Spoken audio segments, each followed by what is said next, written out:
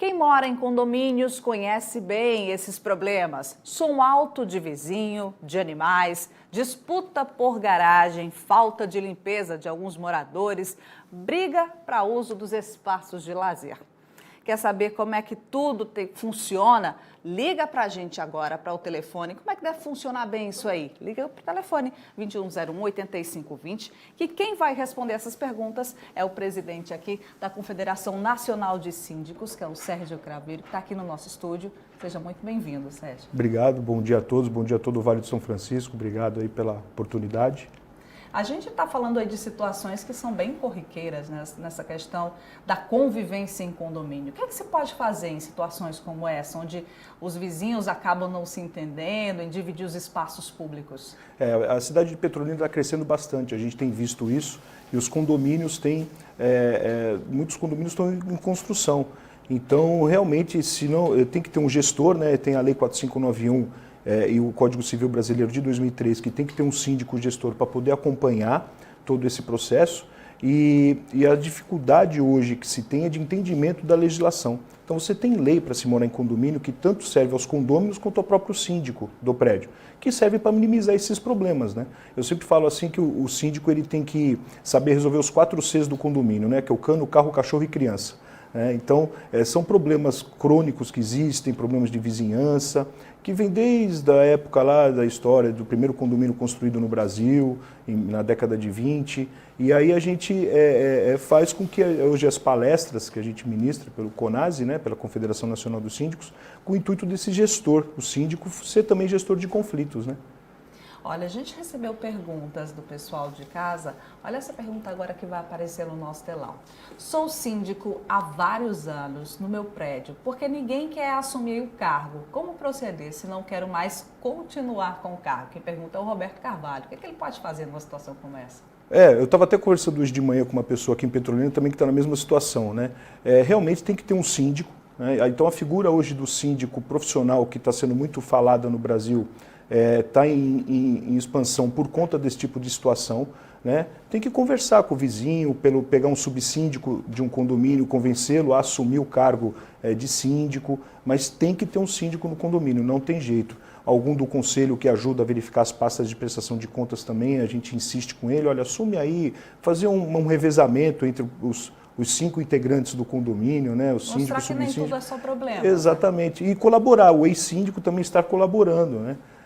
Junto na gestão de um novo síndico, falar, olha, eu te ajudo, porque as pessoas não querem assumir essas coisas, elas têm compromissos, né? Vamos a mais uma pergunta no nosso telão? Olha, disse assim, em relação à inadimplência, qual o procedimento de cobrança e o síndico tem poder para dispensar juros e multas? Quem pergunta é a Pamela Souza. O artigo 1348 do Código Civil, ele fala no item 7 que o síndico é obrigado a cobrar os inadimplentes. Então isso é extremamente importante. Então o síndico tem que criar procedimentos para se cobrar. Muitas das vezes o síndico, e aqui em Petrolina é assim, ele é morador do condomínio, é amigo e às vezes sabe e conhece que aquela pessoa está inadimplente por conta de uma situação aí que está passando nessa instabilidade financeira no Brasil, está desempregado e tal, mas tem que se cobrar. Então a gente recomenda, nós aconselhamos criar procedimentos em assembleia. Por exemplo, um regulamento interno de inadimplência para tirar o peso das costas do síndico para ele poder cobrar, olha, foi aprovado em assembleia que o procedimento é esse.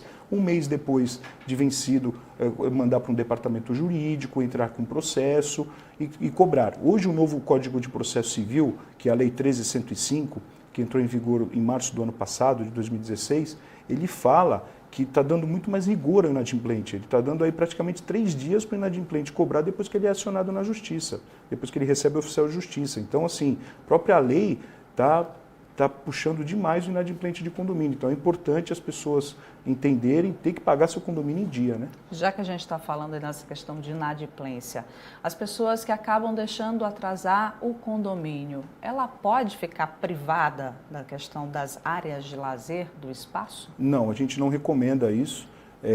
Principalmente até a pergunta da Pamela ali com relação também a juros e multas. Se o síndico tirar os juros e a multa, ele está passível de poder ter que pagar esse valor. Então a gente não recomenda tirar juros e multa. É lógico que uma negociação é sempre bem-vinda, fazer um parcelamento, né? Mas nunca tirar juros e multa, né? Agora, privar o condomínio de usar a piscina, de usar a quadra, de usar... Realmente é uma complicação muito grande, né? Eu sempre digo assim, quem é que vai ficar na porta da piscina para tirar o condômino devedor da piscina num domingo de sol, né, e tudo mais. Então, realmente é uma situação constrangedora, a gente não recomenda que isso seja feito, né? A gente observa também que tem muita gente que acaba evitando procurar morar em condomínios porque ela fica pensando, poxa, eu tenho uma taxa para pagar, apesar de toda a estrutura.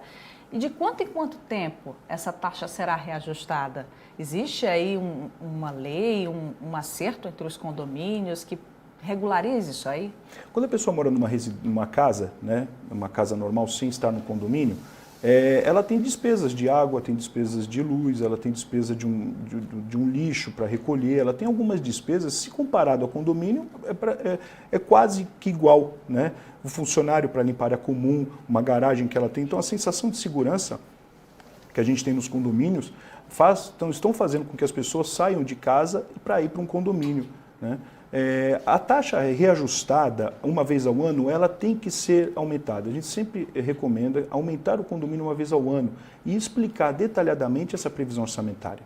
Por exemplo, a água, a luz aumenta, né? O governo do estado de Pernambuco, ele aumenta a conta de água, aumenta a conta de luz, funcionários, tem um aumento do dissídio todo ano. Então, tudo isso a gente recomenda que também se aumente para repassar o valor, senão o condomínio fica sem dinheiro, né, para pagar as contas. Agora, cabe ao gestor, ao síndico, inclusive está no Código Civil, no artigo 348, que compete a ele elaborar o orçamento de despesa e receita relativa a cada ano.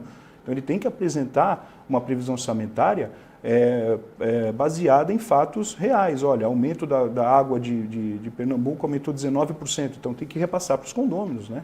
Ok, Sérgio, muito obrigada por esclarecer todas essas dúvidas e uma boa tarde para você. Boa tarde a todos, boa tarde a todos.